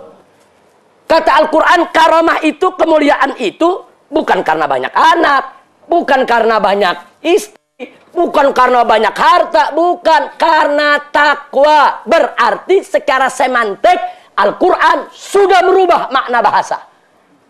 Oh, luar biasa. Jadi Al-Quran gak tunduk kepada istilah jahiliyah, enggak. Diperbaiki oleh Al-Quran. Itu istilah jahiliyah tidak benar. Karamah itu jangan dikait-kaitkan dengan banyak anak, banyak istri, banyak harta, dan tinggi kedudukan. Karamah itu harus dikaitkan dengan takwa. Subhanallah. Ini terobosan. Makanya kita katakan Al-Quran gak tunduk kepada kaidah bahasa Arab yang berlaku di masyarakat jahiliyah. Tidak. Al-Quran dia tunduk kepada yang diinginkan oleh Allah Subhanahu wa ta'ala. Karena ini kalam Allah, wahyu Allah. Kemudian, mari kita lihat lagi. Begitu juga kata ikhwah. Kata ikhwah itu masyarakat Arab pahamnya yang namanya ikhwah, ya saudara, senasab, titik. Tapi lagi-lagi Al-Quran merubah. Innamal mu'minuna ikhwatu. Sesungguhnya orang-orang yang beriman itu adalah ikhwah. Dirubah lagi sama Al-Quran itu arti. Yang sudah berlaku dalam masyarakat jahiliyah dirubah. Subhanallah. Nah, makanya Al-Quran tidak tunduk kepada bahasa Arab yang berlaku di masyarakat jahiliyah. Tapi bahasa Arab harus tunduk kepada Al-Quran. Kalau Al-Quran sudah merubah itu makna, bahasa Arab harus ikut makna Al-Quran. Tidak boleh ikut makna selain makna Al-Quran. Alhamdulillah. Nah, kemudian mari kita lihat lagi. Nggak sampai di situ. Dan Al-Quran menggunakan lafaz atau kata yang masyarakat Arab tidak kenal. Seperti huruf muqatta'ah. Alif, lam, mim. Nggak ada orang Arab yang paham artinya, saudara. Nggak ada. Dari dulu sampai sekarang nggak ada yang paham. Kalau Al-Quran harus tunduk kepada kaidah bahasa Arab yang ada di masyarakat jahiliyah, mestinya huruf muqatta'ah nggak ada dalam Al-Quran, saudara. Tapi kenapa ada? Kenapa Allah gunakan huruf muqatta'ah? Ini sebagai isyarat buat kita. Kalau suatu saat nanti, jadi Allah udah tahu. Nanti di tahun 2010, Allah udah tahu, saudara. Akan ada orang mengatakan Al-Quran itu harus tunduk kepada kaidah bahasa. Makanya apa? Allah masukin tuh alif lam mim, alif lam ra. Yang dulu mungkin kita belum paham maksudnya apa. Sekarang baru kita paham manfaatnya, saudara. Manfaatnya apa? Bukti kalau Al-Quran tidak tunduk kepada kaidah dan karakteristik bahasa Arab yang berlaku di masyarakat jahiliyah. Imam Syafi'i radhiyallahu ta'ala anhu menolak. Kalau ada yang mengatakan dalam Al-Quran ada bahasa Persia, dalam Al-Quran ada bahasa Suryania, dalam Al-Quran ada bahasa Habasyiyah. Nah, sekarang kita tanya, lalu bagaimana Abarik? Lalu bagaimana Asfar? Bagaimana Araik? Saudara, ada dua jawaban. Ada dua jawaban.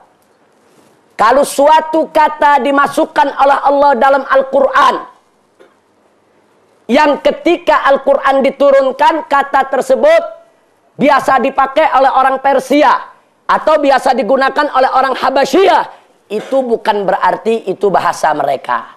Dengan Allah mencantumkan di Al-Quran, satu, menunjukkan bahwa kata-kata tersebut sebenarnya aslinya adalah bahasa Arab, titik. Cuma karena proses zaman, kata-kata itu sudah jarang digunakan oleh orang Arab. Terjadi asimilasi bahasa, pertukaran bahasa, sehingga bahasa tersebut digunakan oleh masyarakat Persia, masyarakat Arab sendiri udah nggak pakai lagi, saudara. Tapi bukan berarti itu Persia punya. Bukan. Nah, sehingga begitu Al-Quran menyebut Abarik, Araik, kemudian Asfar, itu menunjukkan kalau itu semua adalah bahasa Arab yang sudah punah, jarang digunakan oleh masyarakat Arabnya sendiri. Sehingga Al-Quran menginformasikan bahwa itu adalah bahasa Arab dan harus dikembalikan ke dalam bahasa Arab. Alhamdulillah. Jadi jangan dibulak-balik, saudara. Makanya Imam Syafi'i ngotot, nggak ada bahasa Persia dalam Al-Quran. Tapi kalau bahasa tersebut sudah umum digunakan di Persia, ya, itu betul. Tapi asli bahasa itu Persia, Imam Syafi'i menolak. Tidak ada. Asli bahasa itu bahasa Arab. Karena Allah mengatakan, Inna anzalnahu Qur'anan Arabiyyan. Berarti tidak ada bahasa lain dalam Al-Quran kecuali bahasa Arab. Sekurang-kurangnya, andai kata betul itu bahasa Persia, andai kata betul, sekurang-kurangnya begitu masuk Al-Quran, berarti sudah diarabkan. Sekurang-kurangnya. Nah, tapi kalau Imam Syafi'i mengatakan bukan Arab, itu memang aslinya bahasa Arab kok. Nah, cuman dipakai. Asimilasi bahasa itu biasa lewat perjalanan sekian ratus tahun, yaitu pertukaran di antara umat manusia. Kira-kira jelas tidak? Nah, artinya apa saudara? Andai kata Al-Quran tunduk kepada teks bahasa Arab yang ada di masyarakat jahiliyah, mestinya abarik, asfar, aroik nggak ada dalam Al-Quran. Orang jahiliyah nggak kenal, nggak paham saudara. Nah, kenapa Al-Quran bawa itu ayat? Karena Al-Quran tidak tunduk kepada kaidah bahasa yang berlaku di masyarakat jahiliyah. Justru Al-Quran meluruskan. Bahasa kalian ada yang kurang, yang kalian sudah tidak gunakan. Al-Quran kembalikan itu kata-kata di dalamnya. Berarti Al-Quran menjadi sumber rujukan bahasa Arab. Jadi bukan Al-Quran merujuk ke bahasa Arab yang mesti merujuk kepada Al-Quran. Kira-kira sampai di sini jelas tidak? Nah itulah. Nah begitu pula soal Rasm Utsmani. Ini orientalis dengan liberalis mengatakan Rasm Utsmani kan gundul, bisa dibaca dengan beberapa variasi. Nah jadi itulah yang melahirkan banyaknya bacaan. Tunggu dulu. Rasm Utsmani yang gundul itu tidak melahirkan banyak bacaan. Hati-hati saudara. Jadi jangan sampai di antara umat Islam tertipu. Rasm Utsmani itu gundul. Karena gundul bisa dibaca dengan beberapa kemungkinan. Sehingga lahirlah beberapa qiraat. Itu nggak betul. Qiraat lahir bukan dari Rasm Utsmani. Qiraat lahir dari bacaan Nabi. Nabi yang baca. Nabi baca cara begini, Nabi baca cara begitu, Nabi sampaikan kepada umatnya. Rasm ngikutin bacaan. Nah, tadi kan kita udah bilang manuskrip ikut bacaan, bukan bacaan ikut manuskrip. Karena kalau bacaan ikut manuskrip bahaya. Kita buktikan saudara.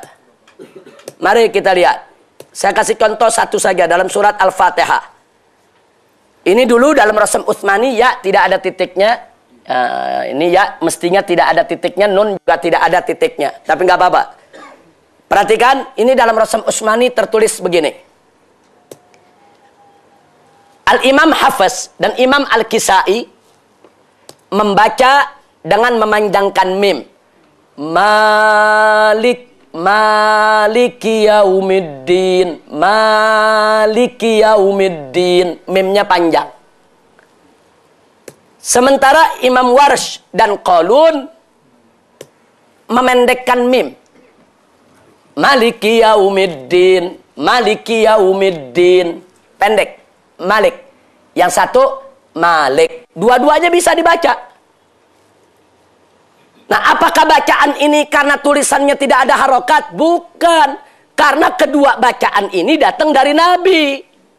Nabi yang ngajarkan kepada sahabat ini, Nabi ajarkan Maliki. Kepada sahabat yang ini, Nabi ajarkan Maliki. Jadi qiraat itu memang datang dari Allah kepada Nabi. Dengan beberapa qiraat, Nabi ajarkan kepada umatnya. Andai kata bacaan, saudara, harus tunduk kepada tulisan. Kenapa kita tidak baca Malaka Yaumaddin? Bisa Malaka. Nah, itu kan Malaka kan berarti pakai fi'il madhi, pakai past tense. Dia telah memiliki Yaumaddin. Atau dinnya kenapa kita tidak ganti dengan dain? Yaumaddain, hari utama.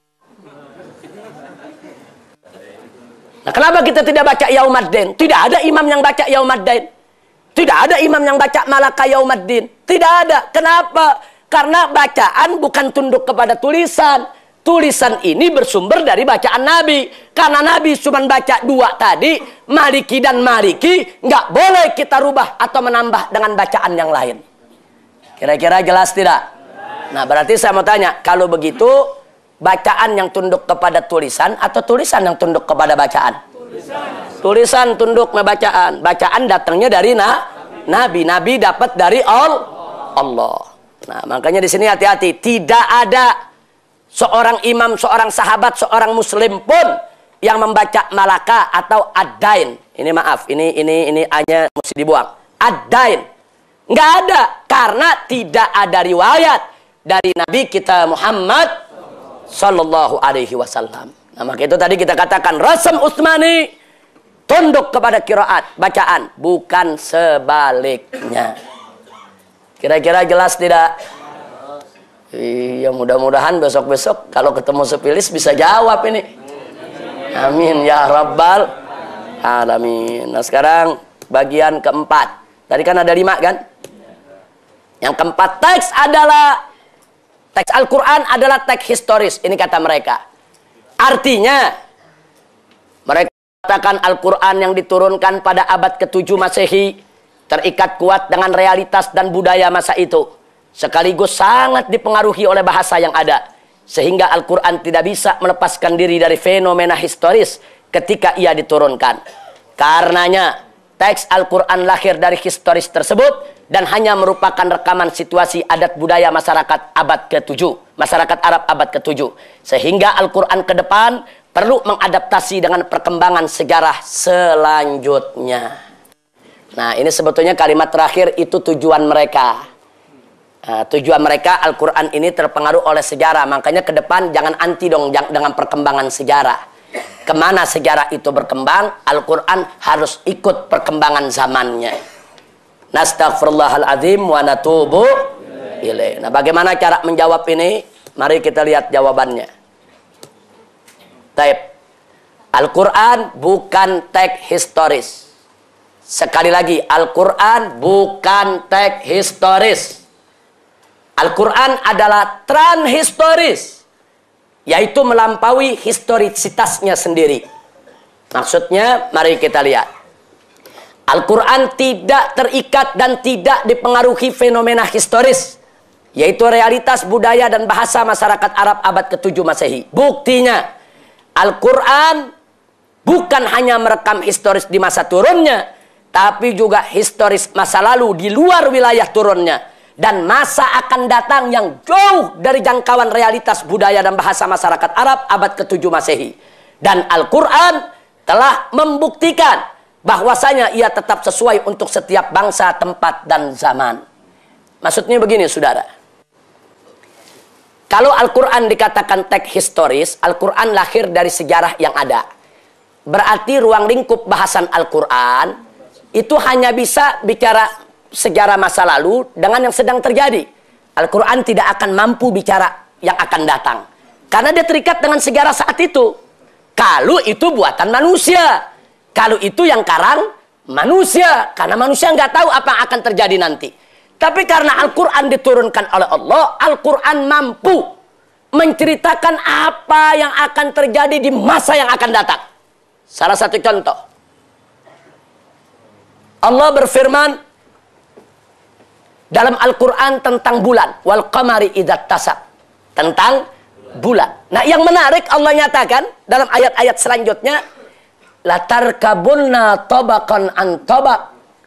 Allah kasih tahu, engkau hei manusia akan naik ke angkasa setingkat demi setingkat. Latarkabunna tabaqan an tabaq. Kau akan naik ke angkasa, kau akan sampai ke bulan. Tapi tabaqan an tabaq, setingkat demi setingkat. Baru tahun 1967 manusia bisa ke bulan. Beritanya sudah ada 14 abad yang lalu, saudara. Artinya Al-Quran transhistoris, melampaui historisitasnya sendiri. Yang belum terjadi di zamannya, nggak masuk di akal manusia. Al-Quran sudah sebutkan, kau nanti bakal ke bulan, kau akan naik ke angkasa. Subhanallah. Jadi bagaimana mungkin Al-Quran lahir dari sejarah? Kalau Al-Quran lahir dari sejarah, Al-Quran cuma cerita sejarah masa itu saja, saudara. Nah, tapi ternyata Al-Quran mampu mengungkap hakikat sejarah manusia modern yang akan terungkap 14 abad kemudian. Alhamdulillahirabbil alamin. Makanya Al-Quran tetap cocok, munasib untuk setiap bangsa, tempat, dan zaman. Sekali lagi, alhamdulillah. Kira-kira jelas tidak sampai di sini? Kepala mulai anget dikit ya. Yang terakhir, kelima. Naam. Baik, nggak apa-apa. Ini perlu. Anak muda khususnya, makanya bagus. Kalau ada yang nyatet, ada yang merekam, ini bagus. Biar Anda bisa ulangi lagi, bisa dengar lagi. Yang kelima, hermeneutika Al-Quran.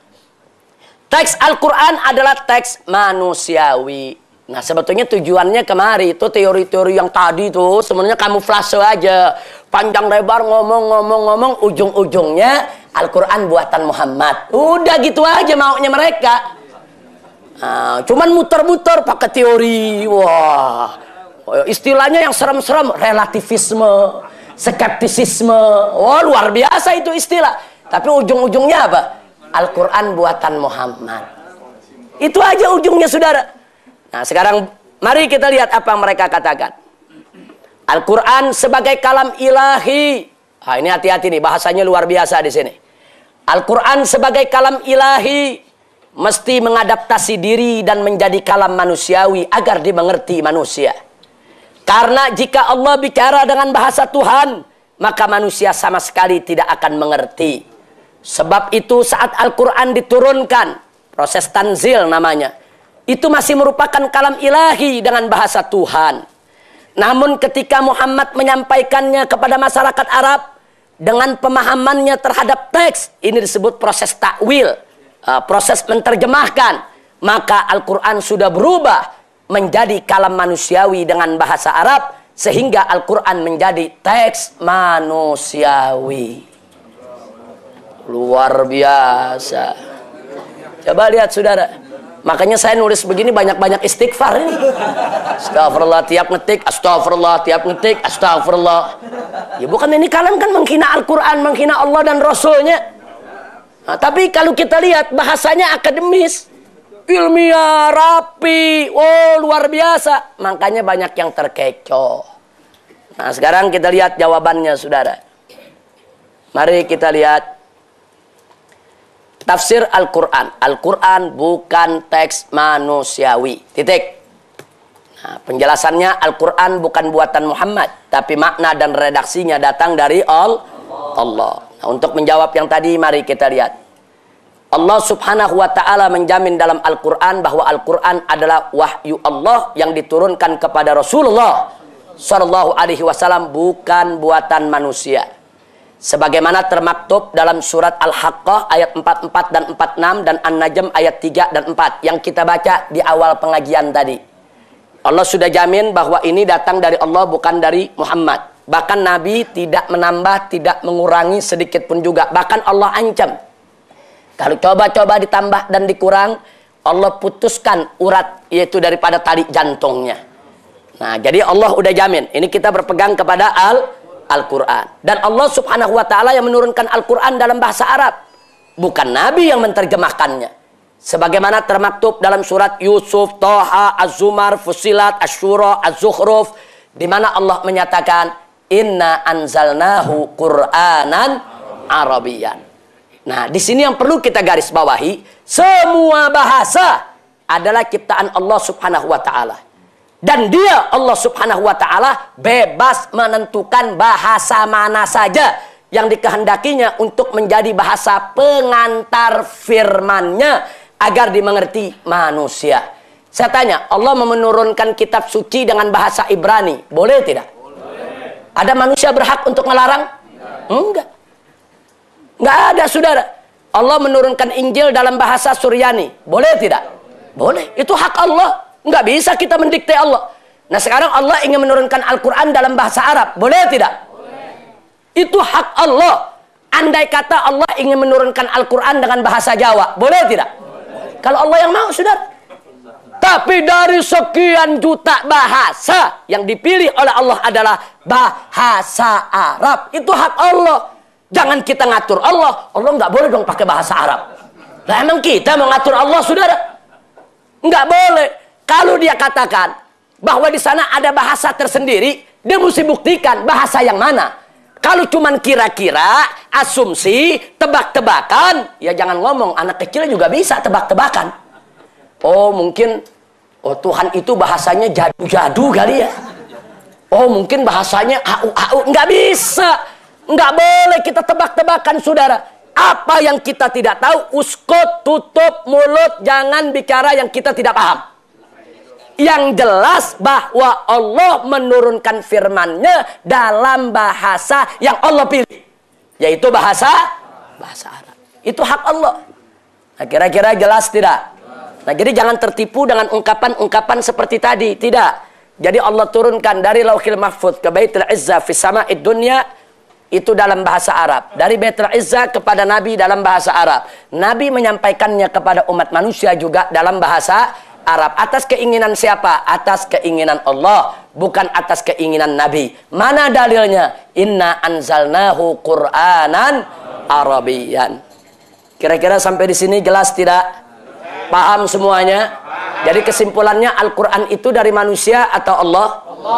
Al-Quran itu buatan Muhammad atau wahyu Allah? Wahyu Allah subhanahu wa ta'ala. Nah sekarang kita buat perbandingan-perbandingan. Jadi berdasarkan tafsir Al-Quran, Al-Quran bukan teks. Yang kedua, Al-Quran bukan teks budaya. Al-Quran bukan teks bahasa. Al-Quran bukan teks historis. Al-Quran bukan teks manusiawi. Nah, ini kalau kita bicara dengan tafsir Al-Quran, bukan dengan hermeneutika. Nah sekarang mari kita lihat perbandingan antara hermeneutika dan tafsir. Nah, sepintas selalu saja sudah kita jelaskan semua. Ini hanya sistematikanya saja. Al-Quran antara hermeneutika dan tafsir dalam teks. Kita lihat. Nah, itu yang merah di atas berdasarkan hermeneutika. Yang hijau berdasarkan tafsir. Nah, berdasarkan hermeneutika, Al-Quran adalah teks. Berdasarkan tafsir, Al-Quran bukan teks. Nah, dua. Berdasarkan hermeneutika, teks Al-Quran adalah teks budaya. Berdasarkan tafsir, bukan teks budaya. 3. Al-Quran adalah teks bahasa. Berdasarkan tafsir, bukan teks bahasa. 4. Teks Al-Quran berdasarkan hermeneutika adalah teks historis. Berdasarkan tafsir, bukan teks historis. 5. Teks Al-Quran adalah teks manusiawi berdasarkan hermeneutika.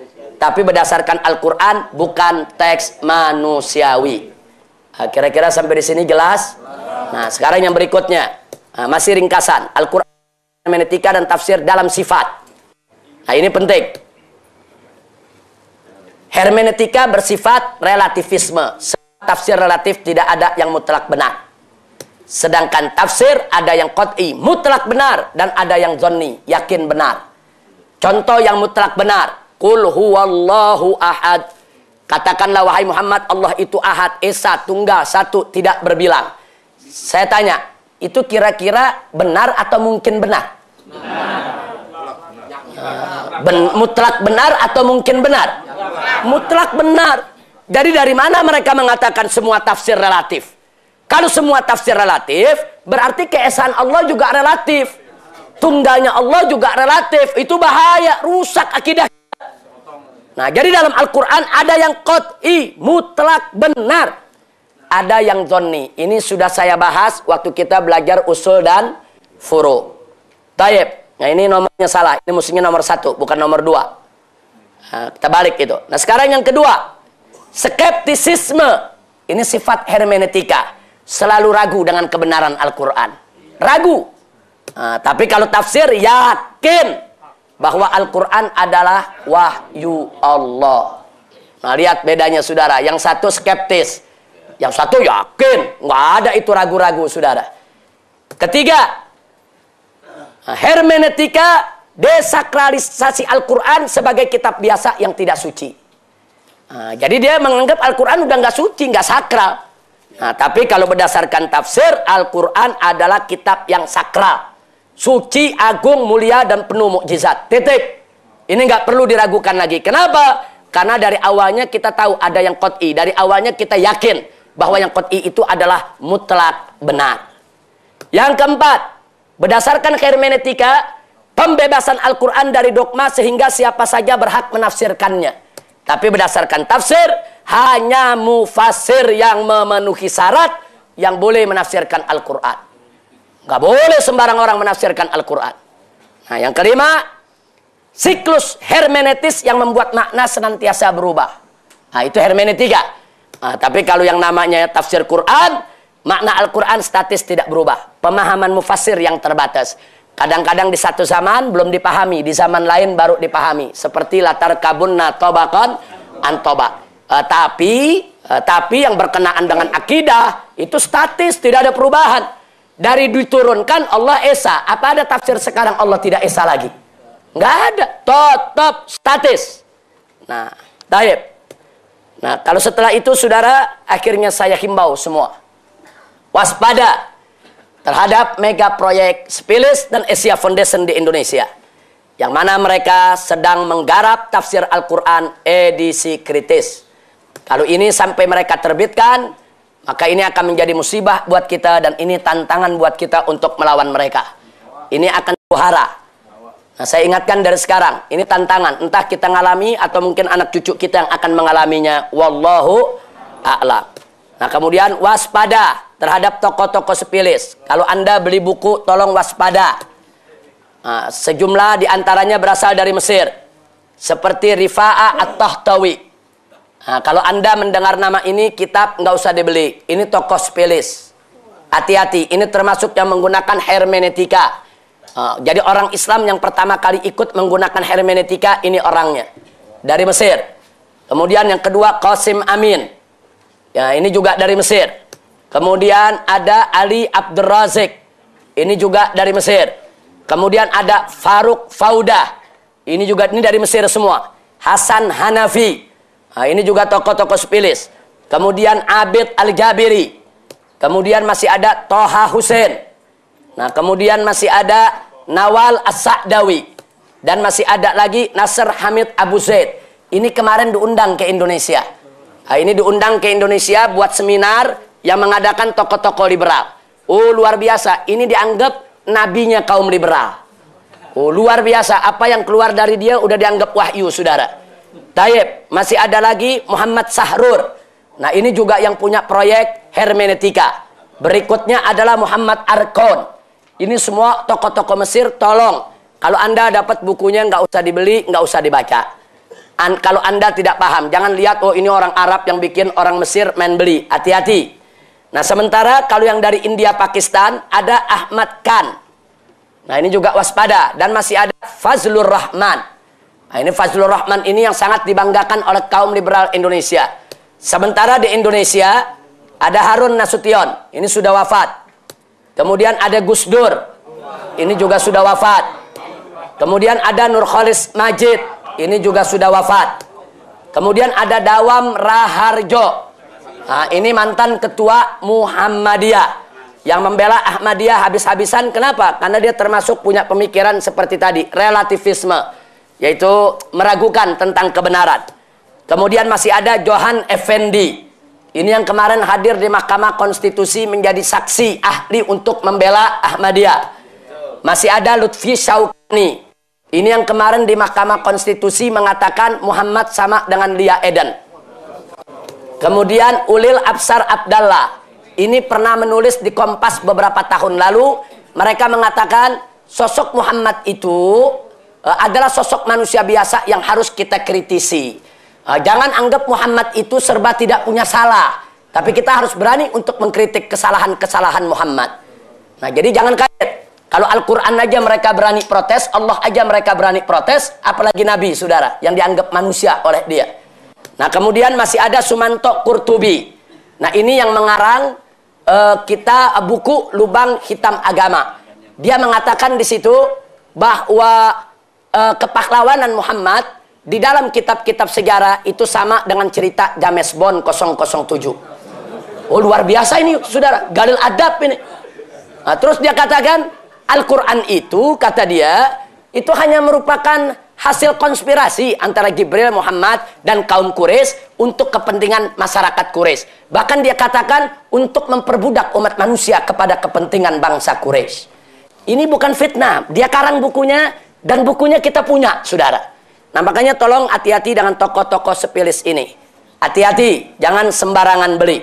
Nah, mudah-mudahan Allah selamatkan kita semua. Nah, akhirnya kita tutup pengajian kita dengan firman Allah dalam surat At-Taubah ayat 32. A'udzu billahi minasyaitonir rajim. Bismillahirrahmanirrahim.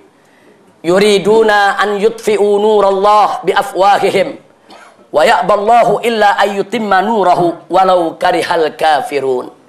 Jadi Allah menyatakan dalam ayat ini, yuriduna, mereka ingin, an yutfi'u nurallah, memadamkan cahaya Allah, biafwahihim, dengan mulut-mulut mereka. Wa ya'ballahu, dan Allah tolak itu semua. Allah tidak menghendaki itu semua, illa an yutimma nurah, kecuali yang Allah inginkan adalah menyempurnakan cahayanya. Walau karihal kafirun, walaupun orang-orang kafir akan membenci. Kemudian di dalam surat As-Saff ayat 8, faqala ta'ala, yuriduna liyutfi'u nurallah biafwahihim wallahu mutimmu nurih walau karihal kafirun. Shadaqallahul azim. Allah menyatakan mereka ingin memadamkan cahaya Allah biafwahihim, dengan mulut mereka. Wallahu mutimmu nurih, dan Allah akan menyempurnakan cahayanya. Walau karihal kafirun, walaupun orang-orang kafir itu membenci. Jadi apa yang dilakukan kaum liberal? Mereka ingin memadamkan cahaya Allah, cahaya Al-Quran, cahaya Islam, dengan mulut mereka, dengan teori mereka, dengan metodologi mereka, dengan tulisan mereka, dengan ucapan mereka. Tapi jangan khawatir, Allah sudah janji kepada kita semua, wallahu mutimmu nurih, Allah akan sempurnakan cahayanya. Walau karihal kafirun, walaupun orang-orang kafir itu akan benci, saudara.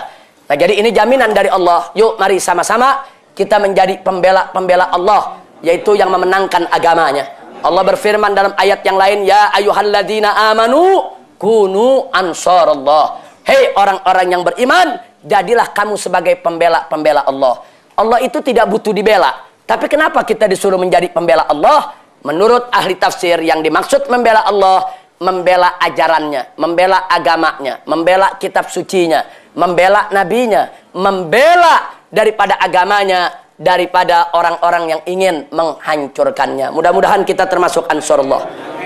Nah, ini yang ingin saya sampaikan pada kesempatan, yaitu pada hari ini. Mudah-mudahan manfaat untuk kita semua, dan mudah-mudahan ini akan menjadi benteng bagi kita di dalam menghadapi yaitu hujatan orang-orang kafir kepada kita. Amin ya rabbal alamin.